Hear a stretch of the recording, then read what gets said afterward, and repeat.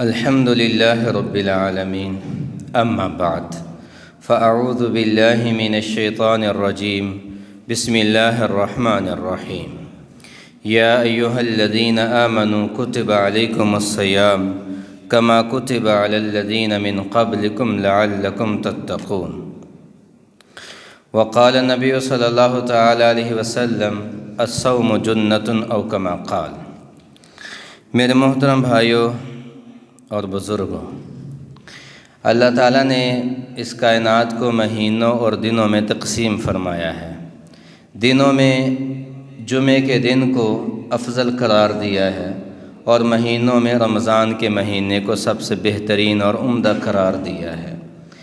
باقی سارے مہینوں کے نام عربوں نے خود رکھے تھے، رمضان کا مہینہ ایسا ہے کہ اس کا نام اللہ نے خود رکھا ہے۔ شہر رمضان الذی انزل فیہ القرآن، کہ رمضان وہ مہینہ ہے جس کے اندر اللہ نے قرآن اتارا۔ محرم، ربیع الاول، ربیع الثانی، جمادی الاول، جمادی الثانی، رجب، شعبان، شوال، یہ سارے مہینے انہوں نے اپنے اس خطے کے اعتبار سے ان کے جو نام تھے وہ منسوب ہو گئے۔ رمضان اللہ کا مہینہ، اللہ نے خود اسے قرار دیا ہے رمضان شہر اللہ، کہ رمضان اللہ کا مہینہ ہے۔ تو ابھی ہم ماہ رمضان کے منتظر ہیں، شعبان کے آخری دن ہیں اور رمضان کا مہینہ ابھی اس کی آمد ہے۔ سیدنا انس بن مالک رضی اللہ تعالیٰ عنہ سے ایک حدیث مروی ہے، آپ فرماتے ہیں کہ نبی کریم صلی اللہ علیہ وسلم نے رمضان کو بڑے عجیب انداز کے ساتھ پیش کیا۔ باقی مہینے بھی آتے تھے، چاند بھی نکلتے تھے، ایام بھی بدلتے تھے، لیکن جیسے رمضان کو اللہ کے رسول صلی اللہ علیہ وسلم نے ہائی لائٹ کیا، جیسے رمضان کی اہمیت کو بیان کیا، اس کے استقبال کو جس انداز میں بیان کیا، تو رمضان کے آنے سے پہلے ہی رمضان کی عظمت ہمارے دلوں میں بیٹھ چکی تھی۔ نماز فرض ہوئی تو نماز کا اعلان ہو گیا، شراب منع کی گئی تو شراب کا اعلان ہو گیا، سود کی حرمت آئی تو اچانک اعلان ہو گیا۔ لیکن جب روزے کا تذکرہ آیا تو نبی کریم صلی اللہ علیہ وسلم نے ایک خوبصورت محفل بنائی، خوبصورت محفل سجائی اور بڑے استفہامیہ انداز کے ساتھ، انٹیروگیٹیولی جسے ہم کہتے ہیں، تو وہ آپ نے، چونکہ عربوں میں یہ تھا کہ جب کسی بات کو دل میں بٹھانا ہوتا تھا تو پہلے سوال کرتے تھے پھر اس کا جواب دیتے تھے۔ تو سیدنا انس بن مالک کہتے ہیں کہ نبی کریم صلی اللہ علیہ وسلم سامنے تشریف فرما ہیں اور آپ نے اچانک فرمایا ماذا تستقبلون وماذا یستقبلکم، کون آ رہا ہے تمہارے اوپر، کون آ رہا ہے، تم کس کا استقبال کرنے لگے ہو۔ اچانک ایسے محفل بیٹھی ہے اور وہ سامنے رسول اللہ صلی اللہ علیہ وسلم کی طرف سب کی نگاہیں اٹھی ہوئی ہیں، اور اچانک نبی کریم صلی اللہ علیہ وسلم 3 مرتبہ ثلاث مرہ 3 مرتبہ فرمایا ماذا یستقبلکم وماذا تستقبلون۔ پھر صحابہ دیکھنے لگے بھی کیا ہونے والا ہے۔ تیسری مرتبہ آپ نے فرمایا ماذا یستقبلکم وماذا تستقبلون، کون آ رہا ہے، تم کس کا استقبال کرنے جا رہے ہو۔ پہلے کو خبر تو دی نہیں گئی تھی کہ کسی کا استقبال بھی کرنا ہے، کوئی مہمان بھی آنے والا ہے، تو چونکہ اس وقت دشمنی زیادہ ہوتی تھی تو حضرت عمر رضی اللہ تعالیٰ عنہ کے ذہن میں سوال اٹھا کہ بڑا کوئی اہم امر پیش آ گیا جو نبی کریم صلی اللہ علیہ وسلم نے 3 مرتبہ بھرے مجمع میں یہ اعلان کیا ہے۔ تو حضرت عمر نے کہا یا نبی اللہ اوحی نزل او عدو حضر، یا رسول اللہ کو وحی نازل ہو رہی ہے یا کوئی دشمن حملہ کرنے لگا ہے؟ تو آپ نے فرمایا لا ولیکن اللہ تبارک و تعالی، یہاں پہ آپ نے نہیں، نہ دشمن حملہ کرنے لگا ہے نہ وحی نازل ہوئی ہے، بلکہ رمضان آ رہا ہے۔ یعنی اتنا بیٹھا دی دل میں بات۔ اس کا دوسرا حصہ ایک اور کتاب میں آتا ہے۔ حضرت سلمان فارسی رضی اللہ تعالیٰ عنہ فرماتے ہیں کہ نبی کریم صلی اللہ علیہ وسلم نے خطبنا رسول اللہ، ہمیں خطبہ دیا، اور خطبہ بڑا جاندار تھا، اور دیا کب کہ رمضان آنے والا تھا، شعبان کے آخری دن تھے اور رمضان آنے والا تھا، رمضان کے استقبال کے طور پہ دیا۔ تو جب یہ دونوں روایتیں اکٹھی کرتے ہیں، دونوں مختلف کتابوں کی روایات ہیں، سیدنا انس بن مالک والی حدیث سلمان فارسی رضی اللہ تعالیٰ عنہ، لیکن مضمون کے اعتبار سے لگتا ہے کہ دونوں ایک ہی مجلس کی باتیں ہیں، کہ پہلے آپ نے استقبال بتا دیا کہ کوئی چیز آنے والی ہے، کیا آنے والا ہے؟ رمضان آنے والا ہے، رمضان میں ہوگا کیا؟ سلمان فارسی رضی اللہ تعالیٰ عنہ کی حدیث میں وہ ساری وضاحت۔ حضرت سلمان فارسی فرماتے ہیں، خطبنا رسول اللہ، ہمیں اللہ کے رسول صلی اللہ علیہ وسلم نے خطبہ دیا۔ کب دیا؟ فی آخر یوم من شعبان، شعبان کا آخری ہفتہ تھا یا آخری دن تھا، رمضان سے پہلے تھا۔ اور آپ نے کیا فرمایا؟ یا ایھا الناس، اے لوگو، قد اظلکم شہر عظیم شہر مبارک، کہ تمہارے اوپر ایک ایسا مہینہ طلوع ہونے والا ہے، ایک ایسا مہینہ سایہ فگن ہونے والا ہے جو مبارک مہینہ ہے۔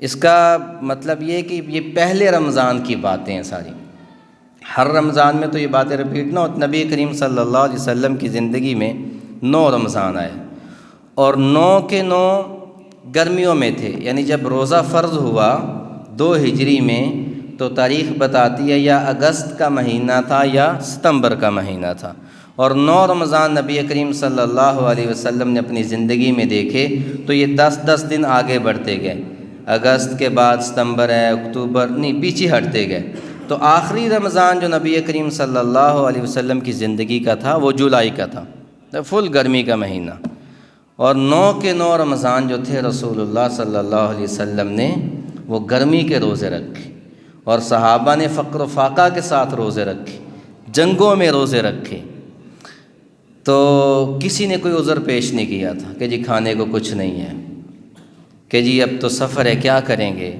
اب تو تلوار چلانی ہے کیا کریں گے، سفر میں تو روزہ معاف ہے، تو کسی نے کوئی اپنا عذر پیش نہیں کیا۔ حتیٰ کہ ایک بہت عجیب روایت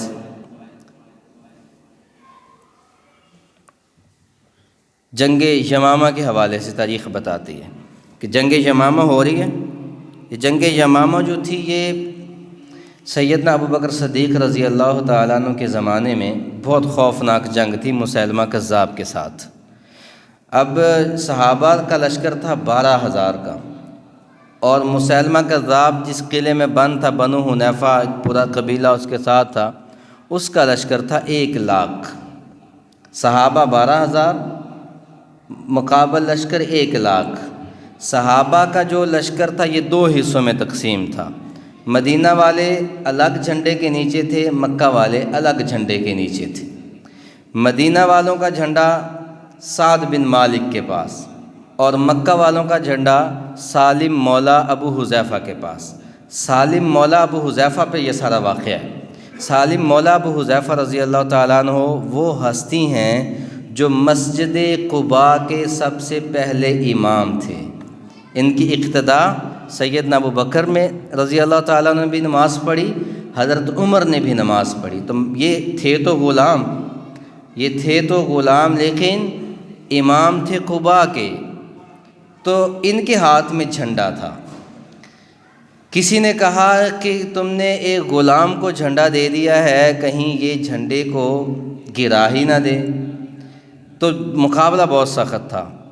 جب انہوں نے قلعے کا دروازہ کھولا تو ایک دم جب حملہ کیا، انہیں اندازہ کوئی نہیں تھا کہ مد مقابل لشکر 1,00,000 ہے، تو انہوں نے ایک دم حملہ کیا تو 12,000 کے پاؤں اکھڑ گئے۔ ابتدا میں بڑے بڑے بدری صحابہ بھی شہید ہو گئے۔ یہ جنگ ہے ایک ختم نبوت کے لیے۔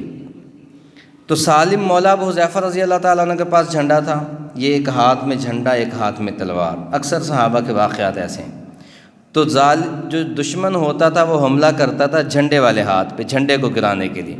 ان کے جھنڈے والے ہاتھ پہ حملہ ہوا تو وہ ہاتھ کٹ گیا، انہوں نے تلوار چھوڑی تو جھنڈا دوسرے ہاتھ میں پکڑ لیا، دوسرا ہاتھ بھی کٹ گیا تو کٹے ہوئے بازوؤں کے ساتھ جھنڈا پکڑ لیا اور تلاوت فرمانے لگے، وَمَا مُحَمَّدٌ إِلَّا رَسُولٌ قَدْ خَلَتْ مِن قَبْلِهِ الرُّسُلُ افإمات او قتل انقلبتم علی اعقابکم، یہی آیت شہادت کے وقت سیدنا مصعب بن عمیر نے بھی تلاوت کی تھی، تو جھنڈا نہیں گرنے دیا۔ بہرحال سیدنا خالد بن ولید اس لشکر میں شامل ہیں۔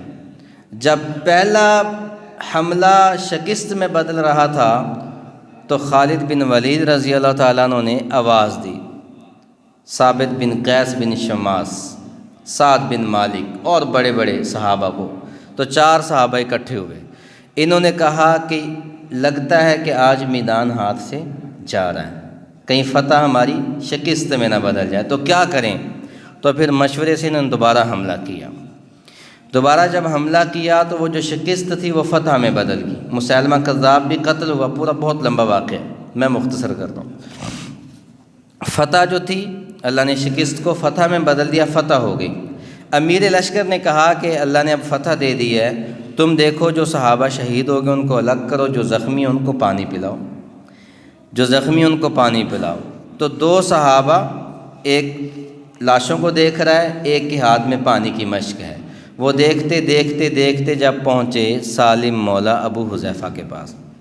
یہ سالم مولا ابو حذیفہ کون ہے میں نے پہلے بتایا، قباء کے پہلے امام ہیں، قرآن کے بہترین قاری ہیں۔ سیدہ عائشہ رضی اللہ تعالیٰ عنہ مسجد سے گزر کے اپنے حجرہ مبارکہ میں تشریف لا رہی تھی، اللہ کے رسول صلی اللہ علیہ وسلم پہلے موجود ہیں، تو حضرت عائشہ کو آنے میں دیر ہو گئی۔ آپ نے پوچھا عائشہ میں تمہارا منتظر تھا، تم دیر سے کیوں پہنچی؟ انہوں نے کہا یا رسول اللہ میں جب مسجد کے پاس سے گزری ہوں تو ایسی کوئی تلاوت ہو رہی تھی قرآن مجید کی کہ میرے قدموں نے مجھے آگے بڑھنے نہیں دیا، میرے قدموں نے مجبور کر دیا اس تلاوت کو سننے کے لیے۔ تو آپ نے جب بہت زیادہ تعریف فرمائی تو اللہ کے رسول صلی اللہ علیہ وسلم خود اٹھے اور فرمایا میں دیکھتا ہوں کون ہے تلاوت کرنے والا۔ آپ نے آ کر دیکھا تو یہ تلاوت کرنے والے حضرت سالم مولا ابو حذیفہ تھے۔ تو آپ نے پھر فرمایا کہ اللہ تیرا شکر ہے کہ آپ نے سالم جیسے قاری میری امت میں پیدا کیے ہیں، یہ اس درجے کے صحابی ہیں۔ حضرت عمر رضی اللہ تعالیٰ عنہ کی شہادت سے پہلے یہ شہید ہو گئے تھے۔ ان کا تقویٰ، ان کی پاکیزگی، ان کا مرتبہ یہاں سے پتہ چلتا ہے کہ حضرت عمر رضی اللہ تعالیٰ عنہ جب زندگی کی آخری سانسیں گن رہے تھے تو انہوں نے اپنے بعد والے خلیفہ کا وصیت کرنی تھی، تو انہوں نے بڑی خوبصورت بات کہی۔ حضرت عمر زخم لگے ہوئے ہیں، پیٹ پھٹا ہوا ہے اور موت قریب ہے، وہ کیا فرما رہے ہیں؟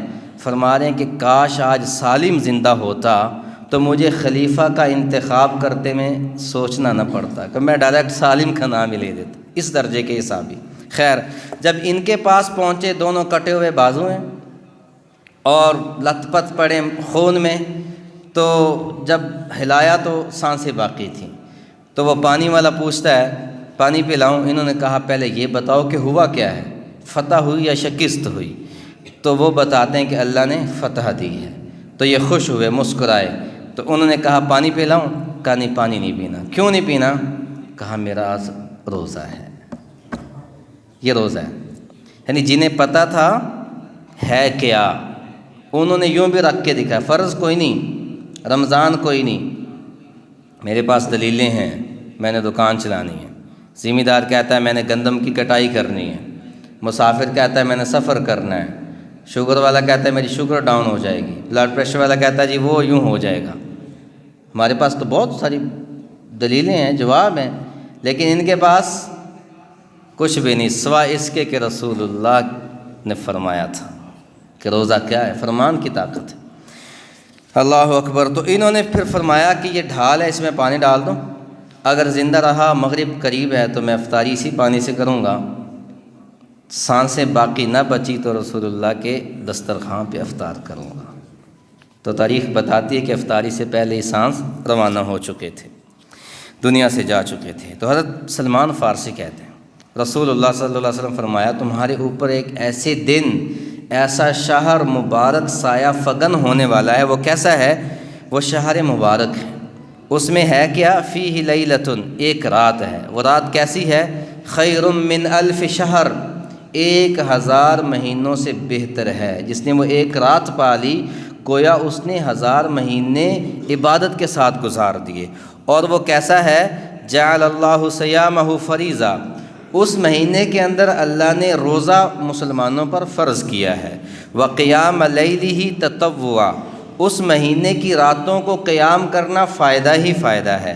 اور فرمایا من تقرب فیہ بخصلۃ من الخیر کان کمن ادی فریضۃ فیما سوا، کہ وہ مہینہ ایسا ہے کہ اس میں کوئی اگر ایک نفل پڑھے گا تو اللہ اس ایک نفل کو فرض کا درجہ دے دیں گے، اور اگر کوئی ایک فرض ادا کرے گا تو اللہ اس کو 70 فرضوں کا درجہ دے دیں گے۔ یہ سیدنا سلمان فارسی فرماتے ہیں۔ پھر آپ نے کیا فرمایا؟ وَهُوَ شَهْرُ الصَّبْرِ، وہ جو مہینہ آنے والا ہے وہ صبر کا مہینہ ہے، اور صبر کا بدلہ بھی ساتھ بتا دیا کہ صبر کا بدلہ یہ نہیں کہ آپ نے پیاس ہی برداشت کرنی، بھوک ہی برداشت کرنی ہے۔ وَالصَّبْرُ ثَوَابُهُ الْجَنَّةُ، تیری اس پیاس سے جو تیرے ہونٹ خشک ہوں گے، وہ بھوک سے جو تیرا معدہ سکڑے گا، اس کا بدلہ اللہ نے جنت بنایا ہے۔ وَالصَّبْرُ ثَوَابُهُ الْجَنَّةُ وَالشَّهْرُ الْمَوَاسَاتِ، وہ دل کو نرم کرنے والا مہینہ ہے۔ وَالشَّهْرُ يَزْدَادُ فِيهِ رِزْقُ الْمُؤْمِنِ، وہ ایسا مہینہ ہے کہ اس مہینے کے اندر اللہ مومن کا رزق بڑھا دیتے ہیں۔ مَنْ فَطَّرَ فِيهِ صَائِمًا كَانَ لَهُ مَغْفِرَةً لِذُنُوبِهِ، اس مہینے میں اگر کوئی کسی ایک روزہ دار کا روزہ افطار کروا دے گا تو اللہ اس افطاری کے بدلے اس کے سارے گناہوں پر پانی پھیر دیں گے۔ کتنی فضیلت! صحابہ نے فوراً سوال کیا کہ یار اچھا آپ اندازہ کریں، سوال سے اندازہ ہوتا ہے، کہا یا رسول اللہ ہمارے پاس اتنے اسباب ہی کوئی نہیں کہ ہم ایک افطاری پہ کھانا کھلا سکیں، اسباب ہی کوئی نہیں۔ یہ کون سوال کرنے والے ہیں؟ جن کو اللہ جنت کا پروانہ دے چکا ہے۔ تو نبی کریم صلی اللہ علیہ وسلم نے فرمایا کہ افطاری سے مراد یہ نہیں کہ تم نے اسے بکرے کی رانی کھلوانی یا تم نے اسے بریانی کھلانی یا پیٹ بھر کے کھانا کھلانا، نہیں۔ آپ نے فرمایا سبحان اللہ، کیا مثال دی! آپ نے فرمایا، صحابہ نے کہا یا رسول اللہ ہم تو یہ نہیں اتنی طاقت پاتے کہ افطاری کروا سکیں، تو آپ نے اس کا جواب دیا یؤتی اللہ ھذا الثواب من فطر صائما علی مزقۃ لبن، اللہ یہ سارا ثواب اس اتنی افطاری کے بدلے بھی دے دیں گے کہ کوئی افطار میں روزہ دار کو کوئی ایک لسی کا گھونٹ پلا دے۔ لبن، یہ لبن کا لفظ ہے، لبن تازج بڑی ملتی ہے جب ہم جاتے ہیں رمضان میں، تو فرمایا علی مزقۃ لبن او تمرۃ او شربۃ من ماء، کہ لسی کے ایک گھونٹ کے بدلے بھی یہی ثواب ہے، پانی کے ایک سپ کے بدلے میں بھی یہی ثواب ہے، اور ایک کھجور کا ٹکڑا کھلانے پہ بھی اللہ یہ ثواب دیں گے۔ کیا ثواب؟ ایک روزے دار کا روزہ افطار کروانے پہ اللہ اس کے سارے گناہوں کو بخش دیں گے۔ یہ بہت لمبی حدیث ہے، اور آخر میں آپ نے فرمایا وَهُوَ شَهْرٌ، یہ ایسا مہینہ ہے اولہ رحمہ، اس کا پہلا یعنی پہلا عشرہ رحمت، دوسرا مغفرت، اور تیسرا جہنم سے چھٹکاری۔ پھر صحابہ نے پوچھا یا رسول اللہ ہم اس مہینے میں کریں کیا؟ مختصر کر رہا ہوں، تو آپ نے فرمایا تمہارے اوپر لازم ہے 4 خصال، 4 خصلتیں اپنے اندر پیدا کرنا۔ 2 خصلتیں ایسی ہیں جو تم نے کرنی ہیں، وہ 2 کون سی ہیں؟ شہادت لا الہ الا اللہ، لا الہ الا اللہ کی گواہی دینی ہے، اس کو زندگی کا بھی وتیرہ بنانا ہے اور آخرت کا بھی وتیرہ بنانا ہے۔ لا الہ الا اللہ، لا الہ الا اللہ زندگی میں لے کر آنا ہے۔ اور دوسری بات وَتَسْتَغْفِرُونَ، اور اللہ سے کثرت کے ساتھ استغفار کرنا ہے۔ یہ 2 کام تم نے کرنے، 2 کام اللہ کے ذمہ۔ اللہ کے ذمہ 2 کام کیا ہیں؟ کہ اللہ تمہارے اعمال کو قبول کرے گا اور تمہیں جنت میں داخل کر دے گا۔ تو وہ مہینہ اب ہمارے اوپر آیا چاہتا ہے، اس کی پہلے سے ہمیں تیاری کرنی چاہیے، اپنے کاموں کو آگے پیچھے کر کے، اور اپنے آپ کو تیار کریں کہ ہم نے اس مہینے کا ایسے ہی استقبال کرنا ہے جیسے صحابہ کرام رضوان اللہ تعالیٰ علیہم اجمعین کیا کرتے تھے۔ اللہ ہم سب کو عمل کی توفیق عطا فرمائے۔